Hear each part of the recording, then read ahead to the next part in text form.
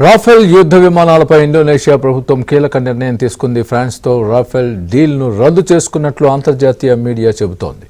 42 Rafale యుద్ధ విమానాల కోసం $8.1 బిలియన్ ఇండోనేషియా ఫ్రాన్స్తో ఒప్పందం చేసుకుంది. ఈ నేపథ్యంలో వచ్చే ఏడాది 6 రాఫెల్ విమానాలు అందించేలా డీల్ చేసుకుంది ఇండోనేషియా. అయితే అకస్మాత్తుగా రాఫెల్ యుద్ధ విమానాలకు సంబంధించిన ఒప్పందాన్ని పునఃసమీక్ష చేయాలని ఇండోనేషియా ప్రభుత్వం నిర్ణయించినట్లు సమాచారం. అయితే డసాల్టో కంపెనీ మాత్రం ఎలాంటి ధృవీకరణ చేయలేదు.